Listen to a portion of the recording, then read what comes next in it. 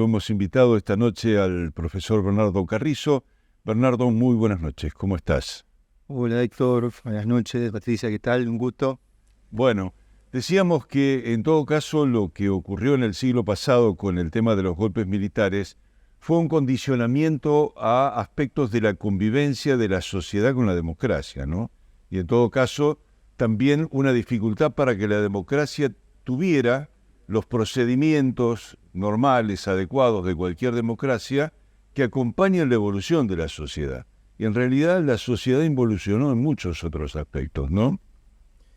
Eh, la característica que la Argentina tiene, una de sus características políticas es esta presencia de al menos dos componentes. Por un lado, sí es cierto, los golpes militares que acompañaron el siglo XX, pero ese sería un aspecto, y el otro, inescindible, es el propio actor militar como sujeto político que, estando o no en la manifestación de golpe de Estado o de ejercicio del poder, era un actor dentro del tablero de juego. Y eso era también constitutivo de las formas de pensar y de hacer política, con o sin golpe de Estado, porque también eso es, a veces como tercer elemento, uno hace una especie de movimiento pendular, ¿no? Golpes civiles y golpes militares, creyendo que cuando hay gobierno civil el actor militar se retira. No, no se retira, sino que está ocupando otra función. Creo que una de las características no de los 40 años, yo ahí haría una diferencia, creo que el actor militar comienza a retroceder en términos cualitativos luego del intento último con Zaineldin allá en los 90, en la etapa allá de Menem. Creo que ahí sí entra una etapa distinta a la vida política argentina.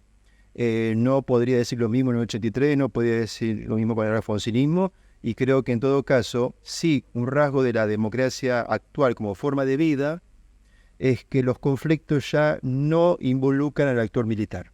Y al no involucrarlo es solamente una potestad de los actores civiles. Por lo tanto, no hay un X, actor militar, para descargar ahí la explicación de los fracasos o de las complicaciones. Hay que buscar esa explicación en otro lado, que es el mundo civil en sí mismo. Bien.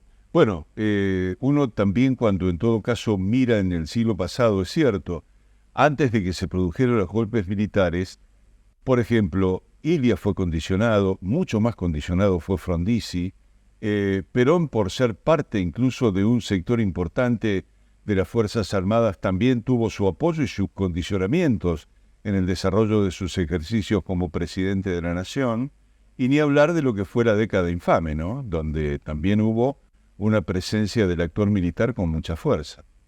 Es que esa cuestión del actor militar como protagonista de la vida política nos obliga a pensar distintos formatos de su presentación. Porque la acción golpista, que incluso entre los golpes de Estado hay muchas diferencias que hace difícil ver como un formato, nos obliga a pensar que el actor militar tiene otras formas de presentación. Incluso en el mundo no visible. Cuando digo un mundo no visible, no estoy imaginándome en un mundo oscuro, sino las negociaciones y los acuerdos, eso que en la política se llama la rosca política involucraba no solamente al mundo civil, también al mundo militar, porque los condicionamientos que eran las conversaciones sobre cómo ejercer el poder más allá de las instituciones.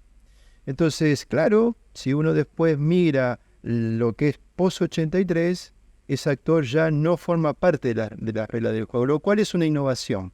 Yo creo que eso es una innovación tan contundente como los 40 años ininterrumpidos. Es muy difícil escindir de esos dos. Por lo tanto, la pregunta es qué se aprende cuando ya ese actor no está. Entonces, la idea de éxito, la idea de fracaso y la idea de la gobernabilidad ya no se puede resolver convocando a ese actor. Las explicaciones tienen, por eso insistí hoy con la idea de que el campo civil hoy es el campo donde se formulan respuestas y se construyen las preguntas también. ¿Y cómo era cómo es o cómo ha sido en la historia argentina la intervención desde la política exterior, ¿no? Tanto en los actores civiles como en los actores militares, porque han tenido que ver muchas veces respecto de lo que han sido cada una de las dictaduras o cada uno de los golpes? Lo que pasa es que sí, en realidad todo lo que tiene que ver con las condiciones internacionales o las políticas internacionales, desde ya que interpelan y desafían a quienes son los gobiernos de turno.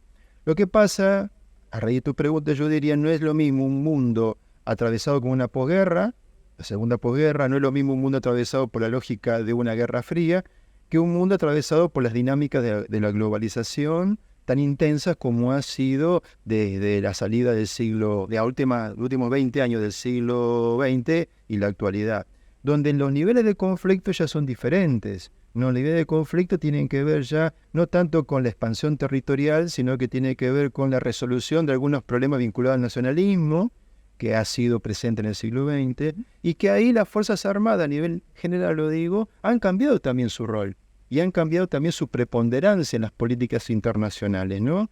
Eso, para el caso de Argentina, el fin de la Guerra Fría y la reformulación del actor militar en relación con los recursos del Estado, es decir, cómo sostener o no un país fuertemente armado o no, implicó que las Fuerzas Armadas también no tengan no solamente peso político, sino que tampoco tienen peso estratégico en lo que era en comparación con la propia Argentina, ubicándonos en el resto del siglo XX, ¿no? Hoy las Fuerzas Armadas también adolecen de ciertas condiciones materiales que las puedan convertir en Fuerzas Armadas claramente fortalecidas en términos de armamento, de estrategia y etcétera, ¿no?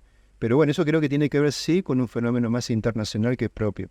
Bueno, pero por otro lado, es cierto lo que vos planteás.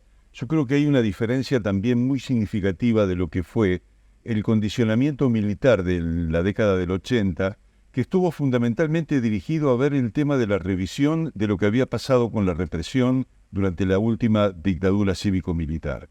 Me parece que, en todo caso, las Fuerzas Armadas tuvieron un especial interés en condicionar ese aspecto de la postdictadura en la Argentina.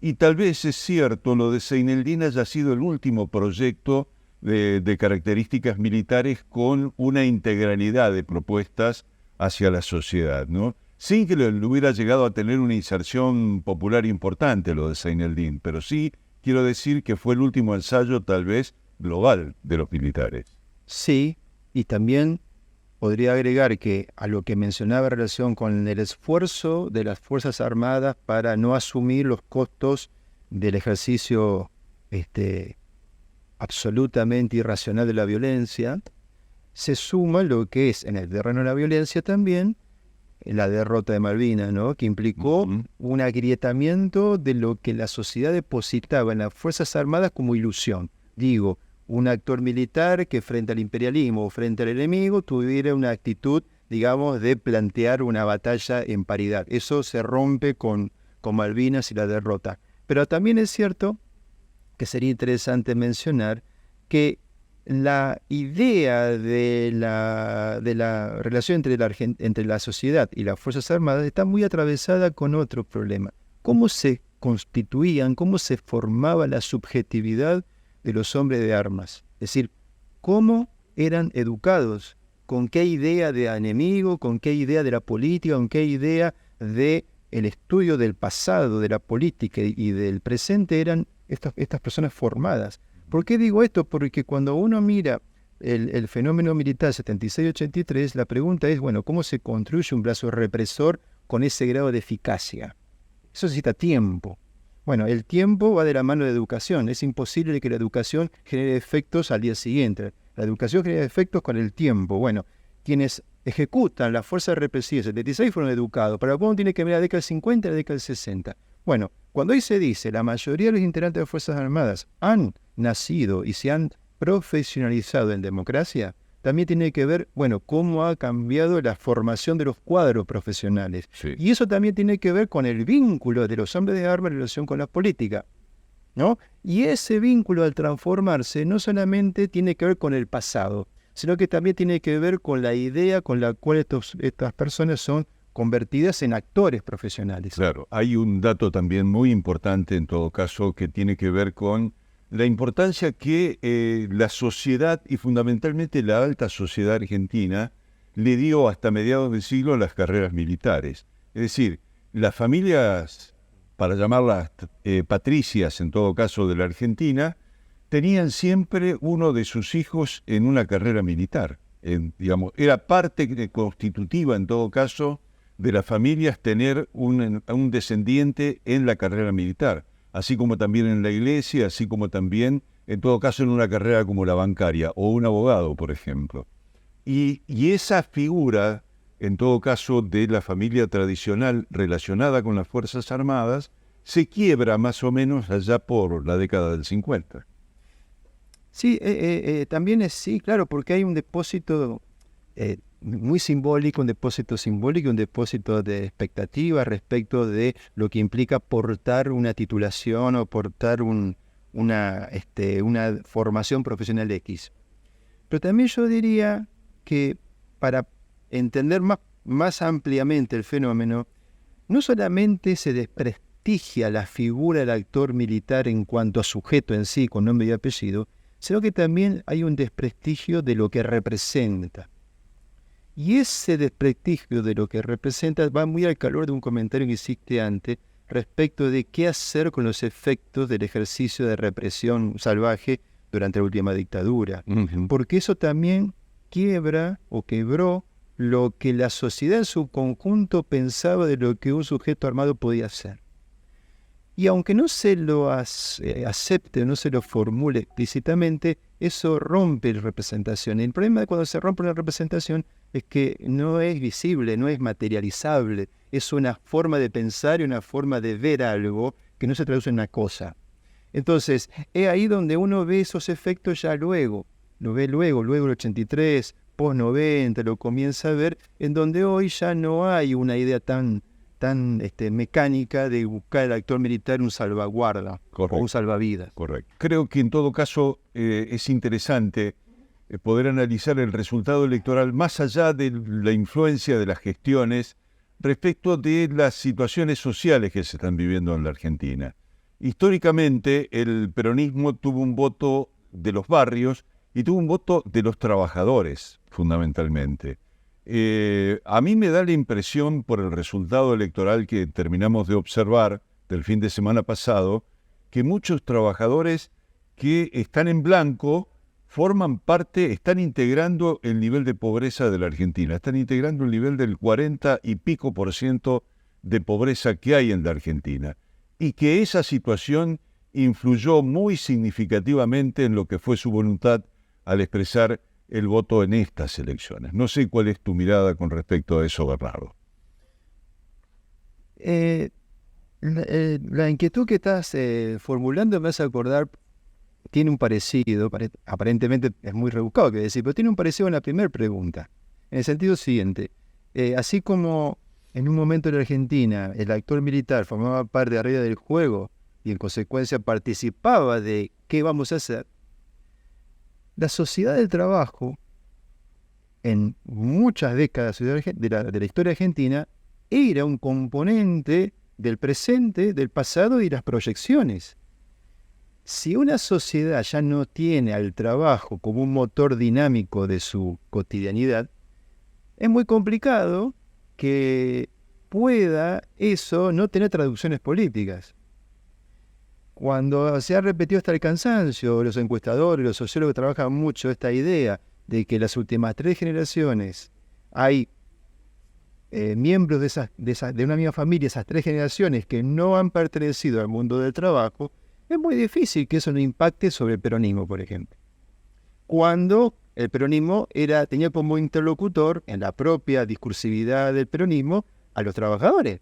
Si en esa discursividad el sujeto receptor no está, y es muy difícil que no impacte sobre la bolsa electoral del propio peronismo. Entonces, claramente ahí aparecen en consecuencia 2 elementos que dialogan. El fin de la sociedad del trabajo, por un lado, y lo que implica eso, y por el otro, ¿dónde descargo como ciudadanía, dónde se descarga el cobrar cuenta sobre eso? Y parecería que siempre el cobrar cuenta va más hacia los ejecutivos que sobre los legislativos. Entonces eso puede explicar la escisión respecto de cómo votar. Es decir, parecería que para el Ejecutivo hay una lógica, para el Legislativo hay otra lógica, y es una forma de interpretar la política, porque el ciudadano quizás vea con más responsabilidad a quien ejecuta y no tanto al que legisla. Eso pues es una percepción. Pero también creo que tiene que ver, en el caso ahora sí hablo de nuestra provincia, es que la boleta lo única, a su vez, a dividir por categorías, y cada categoría tener un color, parece muy infantil esto, pero eso marca. ¿Y marca qué? La posibilidad de que una persona pueda fragmentar y segmentar en consecuencia su voto. Y eso potencia un voto dividido. O sea, un mismo sujeto puede optar no solamente por, digamos, distintos partidos, sino claramente por distintas opciones que dificultosamente pueden convivir, pero que en el ciudadano sí conviven al momento de elegir. Claro, hay otro elemento, a mí me parece muy importante dentro de la campaña electoral de esta última elección, de estas PASO, que son la forma en que desarrolló su accionar Carolina Lozada. Yo creo que en todo caso también la sociedad puso una mirada con respecto a esa metodología de carácter político, no compartiéndola. Me parece que el resultado electoral está demostrando claramente que en todo caso hay un castigo, si se quiere, a ese proceder, a un proceder en todo caso de una argumentación no tan fundada, como fue en definitiva la crisis que planteó Carolina Lozada para dentro de su propio espacio.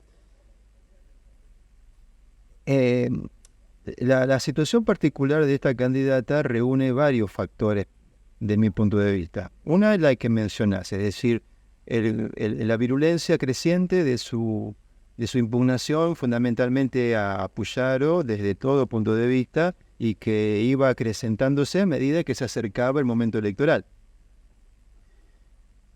Por un lado. Por el otro, creo que desde el famoso binomio Buenos Aires Interior, por más que Lozada se esforzara por decir que era santafesina, en los hechos y en el mundo de representación de la sociedad no era santafesina, por más que su DNI dijera que había nacido en Santa Fe o Rosario.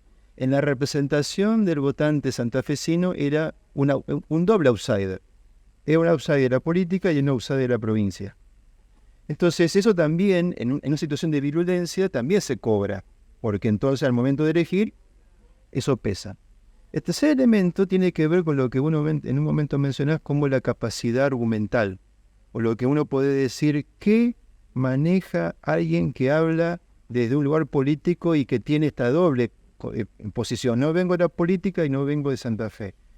Y se nota más aparentemente, pero uno se podría hacer esta pregunta, bueno, ¿y qué pasa con Poletti? Poletti tampoco viene de la política, además él lo dice, yo no vengo de la política, no conozco la política, no sé de política. Para alguien que ganó, es una formulación un tanto extraña. Sí. La pregunta es ¿por qué no se cobra sobre Poletti? Porque trabaja sobre territorios distintos. Poletti tiene a través del Cuyen, del hospital, que su rol como de médico y de director del Cuyen, termina teniendo una presencia capilar sobre un territorio a través de una institución que él no controla, pero que sí dirigía.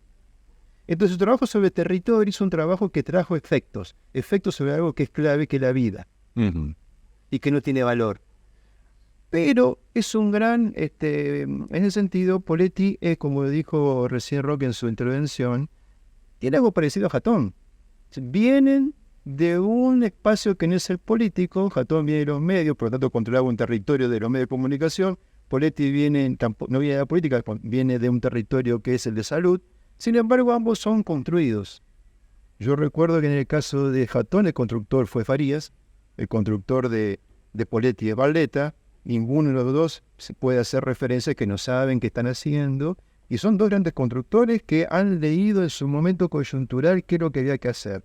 Sin embargo, Jatón lo paga ahora, Poletti, depende de lo que haga, lo pagará después, son efectos coyunturales. Es decir, el actor que termina catapultándose en poseer la candidatura, aprovecha una coyuntura creada por un experto del territorio, pero hay que ver qué hace con su legitimidad, ya no de origen, sino su legitimidad de gestión. Sí. Y ahí está el problema, la legitimidad de gestión ya no alcanza con aprovechar la coyuntura, porque el que ejerce el poder construye su propia historia, sin embargo antes, como no la tenía la política, esa historia fue construida por otros. Sí, y además hay un tiempo en todo caso hasta poner en marcha una gestión, ¿no? Y eso es determinante respecto de la apreciación que puede llegar a hacer la sociedad sobre cada una de las gestiones. Bernardo, te agradecemos un montón que te hayas dado una vuelta en este caso en un rol nuevo que nos ayuda a interpretar la coyuntura. Vos siempre has venido por temas históricos. Te agradecemos mucho, en todo caso, este análisis porque ha sido muy, muy jugoso y muy importante. Bueno, gracias por la invitación.